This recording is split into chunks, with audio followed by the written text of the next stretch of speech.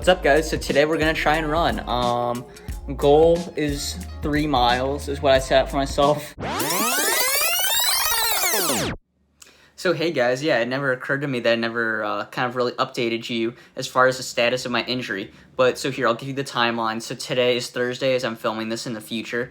But on Monday, went to the orthopedic and he said it'd be okay to run, just to be careful though and monitor my pain levels as I'm doing that to make sure I'm not overdoing it. And then also I'm beginning to see a PT, a physical therapist, on a weekly basis to try and strengthen up my elbow and arm again. So we're working on that. But anyways, you'll kind of see how I'm running kind of in a modified capacity. So not to like the full training that I was at. But yeah, we'll kind of go more into that in the video, but just realized that I forgot to tell you guys that update. But anyways, goal is 3 miles. Non-negotiable is 1 mile, even if I have to walk it. But we'll see here. I'll try to give myself grace, but knowing myself, I'll either come back to this vlog incredibly pissed off or on cloud 9 because I was able to run for the first time in about a week here. So let's hope for the best. And I'm not gonna bring you guys along because I'm just got to focus on form, and I'm all ready with running with a one stiff arm as is. So you need to make good use of the other one. See you guys after. Also had to do it to him with the shooting sleeve. What's up, guys? So I got back from my run and things went relatively well, all things considered, but I didn't really have any pain. It was just really stiffness in my elbow, and as we know, the arms affect the legs, so like my form wasn't perfect, but it probably wouldn't be noticeable to the casual observer unless you knew my running style, that you probably wouldn't be able to see that things were wrong necessarily. But I'm just gonna try and work my way back in slowly. So today I'm also gonna supplement with cross training, and that's probably what I plan on doing with my training, adding cross training in addition to these small runs that I'm gonna continue to add mileage upon. But add cross training until I can hit about 6 miles a day consistently.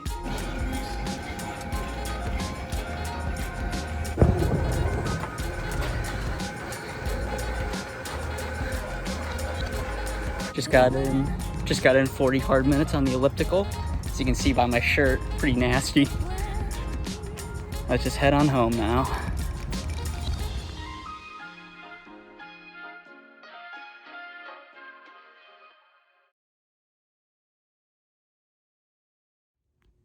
What's up, guys? So it is Thursday, a little bit afternoon here, and I'm gonna do a couple of PT exercises that they gave me the other day. I'm just gonna keep on doing these to try and strengthen up my elbow again, as well as my wrist. So these are just a couple of my exercises, not the complete some of them.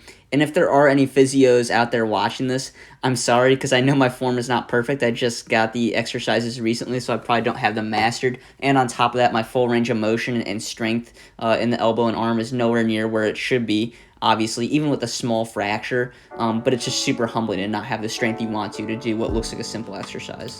Alright guys, this may sound like a dumb thing to vlog about, but let me tell you a thing or two. This room is dirty. This cleaned, and we are gonna do that.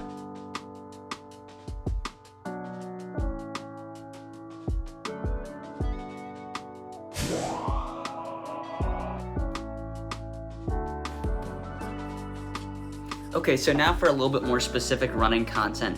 I actually took some footage of myself running today. Especially after injury, it should be interesting. So I'm going to break that down a little bit, especially regarding my arm, the injured part of me, and how it's affecting the rest of my gait. But here's the thing though, quick disclaimer, I'm no kinesiologist. However, I have been in the sport now for 5 years, so although there's lots of people who know more than me, I also think I know my body pretty well. But without further ado, here, let's get into it. Okay, so now in this clip, I'll be running just easy run pace up a hill. So let's take a look here. As far as the form looks, so this is slowed down slightly so I can get a better look. It actually doesn't look too bad. So the arm obviously on the left side is a little bit stiff, but I'm getting good push off of both legs, and I don't look like I'm overcompensating on either side there. But let's take another look. So now kind of looking at this footage again, now that I have the second look at it, if you actually kind of go by the literal idea of what good running form is, of the arms going perfectly back and forward straight, the left arm actually does that better, but to me, running is more also about staying relaxed through your upper body and not expending too much energy in regards to that. But because I'm so tight through my shoulder and my elbow, which is not bending on my left side, I'm probably expending more energy, even though it's going more further back and straight in a more economical manner than my right side. But none of this really matters too much because the upstairs and downstairs look pretty good going forward. Alright, so this next clip now, running the downhill. The first 2 times I'll show it is real time there. So I first kind of see the main problem is on the downstairs. Let's take a look at the legs now, slow motion. So my right leg, which is going to be on the left side of the screen, it's kind of doing a side flick out to the side. But that's a problem that I've had longer than any type of upper body injury. It's probably a slight deficiency through my glutes as well as my hips. So I should probably work on that, and that's something that I want to improve on. And you don't want to change up your gait too much, because I do believe we're all efficient in the manner that we've developed ourselves to run at. However, though, that is something I think could help to improve upon my efficiency. Then the second thing I noticed when I look at that clip is it looked okay from the back because we saw the arm going back. However, the injured arm, the left arm, is not going forward one bit in that. And so that is a range of motion that I'll need to be able to get up to high speeds such as tempo, race pace, and then obviously all-out sprinting. So we'll need to improve on that. Okay, so a new clip here. Mildly difficult to analyze because it's a shorter distance that I'm running and I can't maybe quite get up to speed.